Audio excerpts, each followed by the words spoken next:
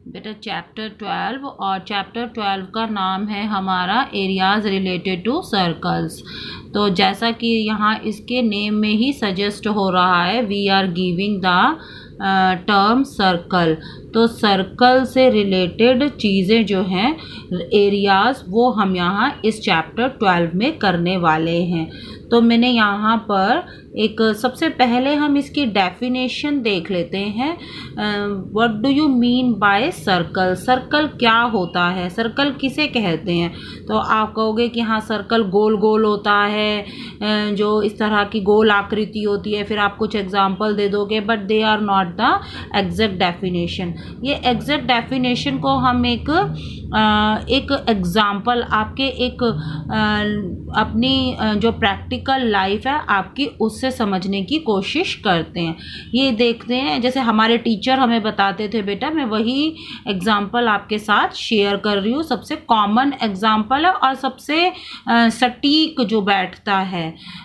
तो यहाँ पर हमने उसके लिए क्या मान लिया कि एक जानवर बंधा हुआ है, एक खूंटे से एक जानवर बंधा हुआ है।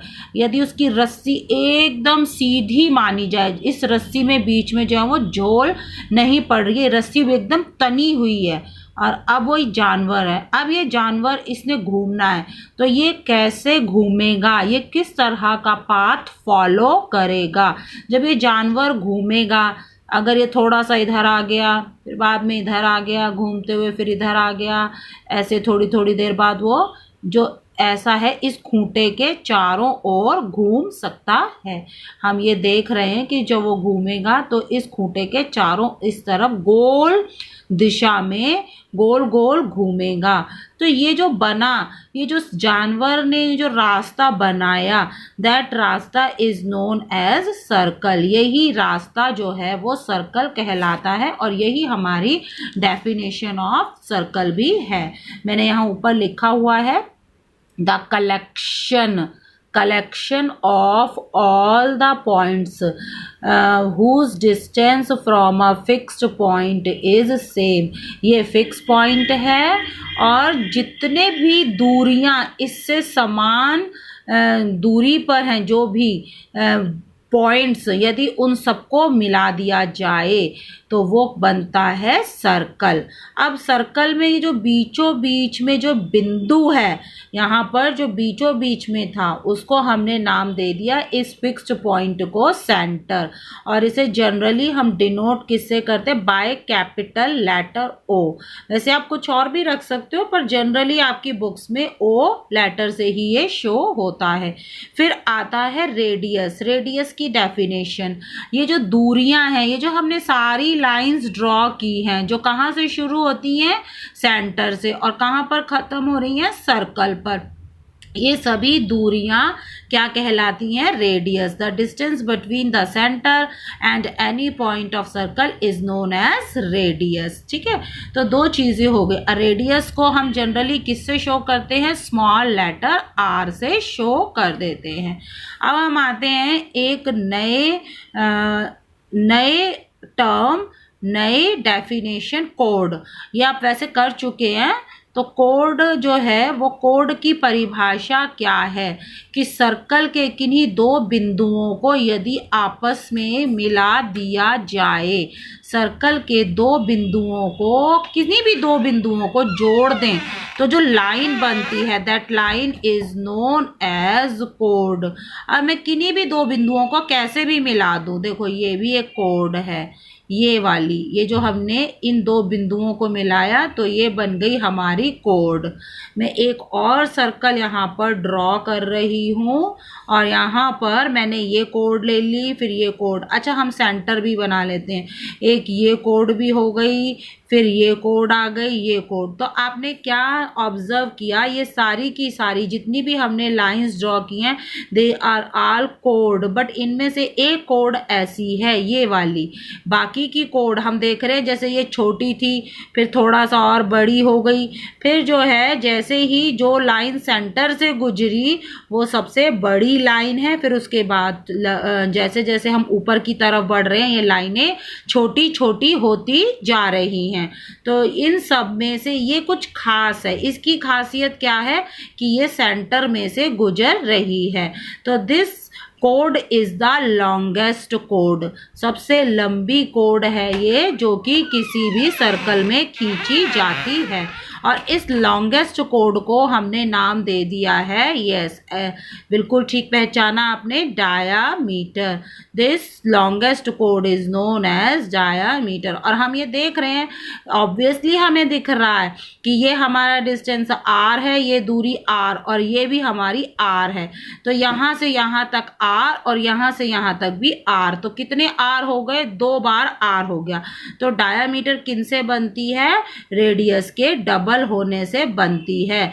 2 रेडियस को मिला करके डायामीटर बनती है। डायामीटर को हम अक्षर d के द्वारा डिनोट कर लेते हैं। तो हमारे पास एक ये रिलेशन आ गया। इसके अलावा अब हम करेंगे कुछ और डेफिनेशंस, कुछ और टर्म्स करेंगे। अब आता है हमारा सर्कमफेरेंस। तो सभी बच्चों को पता ही होगा, एटलीस्ट आप सभी को फॉर्मूला पता होगा। Circumference C is written as 2 pi r। अब यहाँ पर पाई क्या है, पाई इज ए नंबर, ये इरेशनल नंबर है एंड इट्स वैल्यू इज 22/7। इसके रिगार्डिंग एक एक्टिविटी भी है, आपने पहले भी की हुई है वो एक्टिविटी, और इसके अलावा हम इसे एक बार और भी करके देखने वाले हैं। ये हमारी लैब मैनुअल में भी है। तो बच्चे अभी के लिए हम ये देखते हैं कि what do you mean bye circumference. तो हम बार बार जो है सर्कल का चित्र बना के, सर्कल की आकृति बना करके उसे जो है वो समझने की कोशिश करते हैं। ये हमारा सर्कल है, ठीक है।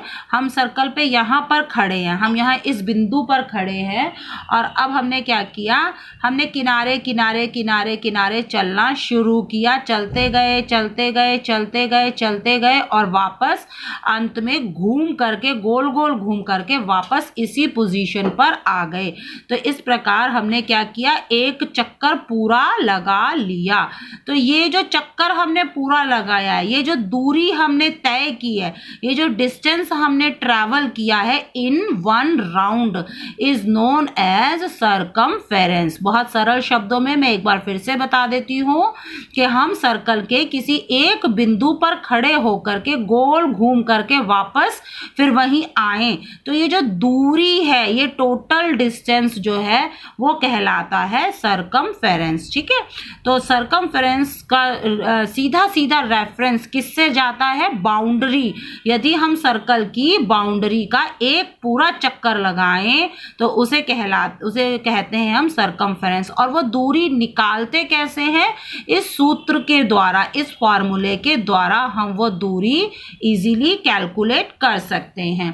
अब हम इसी में एक नया और एक चीज ऐड कर देते हैं, that is known as area of circle. तो एरिया का क्या मीनिंग है, what do you mean by area of circle. ये जो अंदर जितना भी पोर्शन हम शेड कर रहे हैं, ये जो हमने यहाँ पर काला काला कर दिया है, नीला नीला कर दिया है, ये सारा जो रीजन है जो इस सर्कल के अंदर आ गया, जो हिस्सा इस सर्कल के अंदर है, उसे ज्ञात कैसे किया जाए, उसे हम निकालते हैं कौन से फॉर्मूले से, पाई r स्क्वायर। तो ये जो हम फॉर्मूले के द्वारा कैलकुलेट कर रहे हैं, ये जो चीज निकली वो हमने क्या कैलकुलेट किया, एरिया। तो एरिया क्या है, the reason bounded by the circle. Circle के अंदर जो हिस्सा आता है वो कहलाता है एरिया ऑफ सर्कल, ठीक है।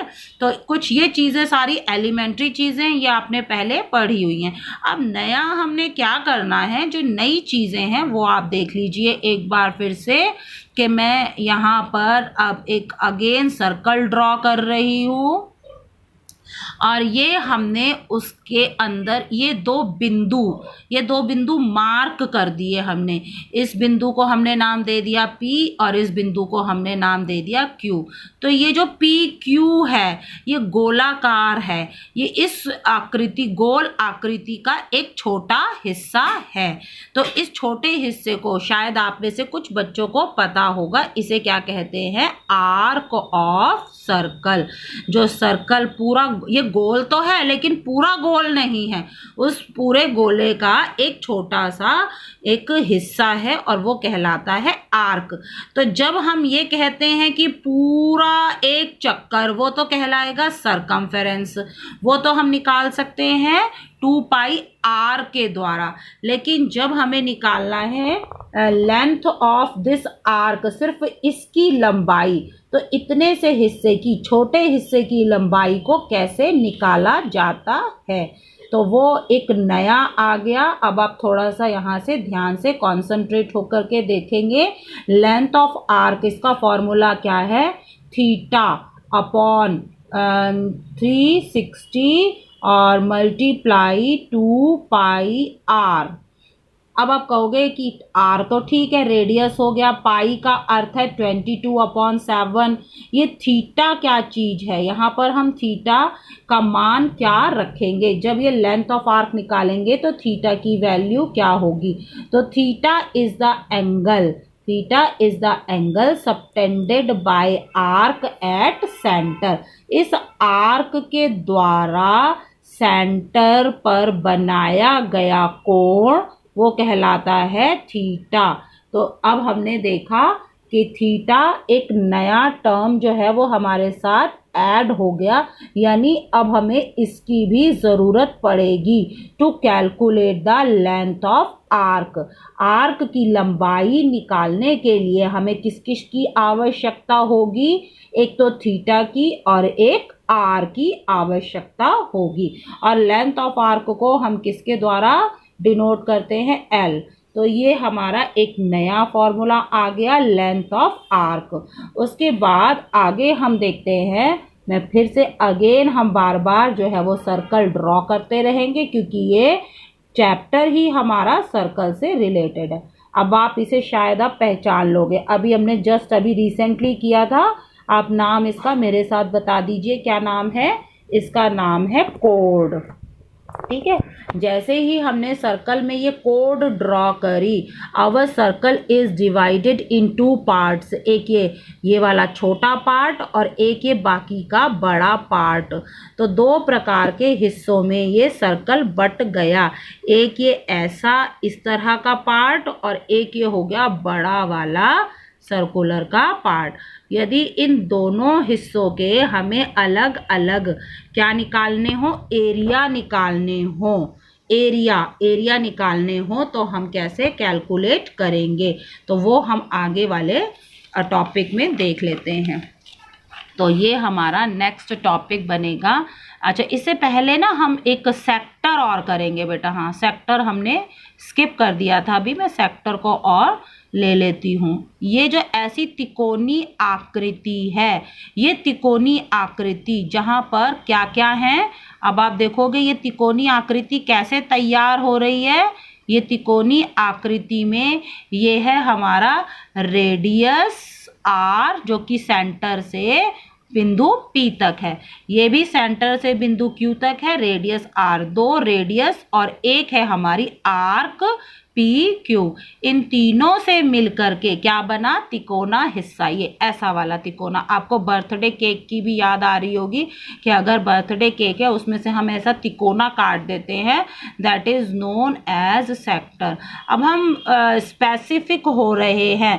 पहले हम क्या कर रहे थे? Area of total circle. अब हम स्पेसिफिक उसके पार्ट्स का, सर्कल के जो अलग अलग तरह से हम हिस्से करेंगे, फिर उन छोटे हिस्सों का हम किस प्रकार से एरिया कैलकुलेट करेंगे, उनके लिए क्या फॉर्मूले हैं। तो ये हमने सर्कल को कैसे कट किया है? तिकोनी आकृति में कट किया है। तो ये जो हमारा ये निकला हमारा छोटा सर्कल। ये हमारा छोटा सर्कल जो है बीच में, ये हमारा छोटा सेक्टर आ गया। इसी प्रकार से यहाँ जो ये भी है, ये भी हमारा सेक्टर है। ये जो जिसको मैं अब ये ऐसे इस तरह से शेड कर रही हूँ, है ये भी हमारा सेक्टर, लेकिन ये कैसा सेक्टर है? हमारा बड़ा सेक्टर है। तो अब हमने क्या देखा? यहाँ पर दो प्रकार के सेक्टर बने। जो छोटा सेक्टर है उसका नाम हम लिखेंगे माइनर सेक्टर, और जो ये बड़ा वाला हिस्सा बना है that is known as major sector. अब इनके एरिया कैसे कैलकुलेट किए जाएं? तो एरिया ऑफ सेक्टर का फॉर्मूला क्या है हमारा? Area of sector that is given by theta upon 360 into pi r square. तो ये आपके पास एक फॉर्मूला हो गया, and this formula is used to calculate the area of sector. And what about theta? Theta क्या है? Again theta is the angle subtended at centre. ठीक है, ये हमारा थीटा हो गया एंगल सबटेंडेड बाय द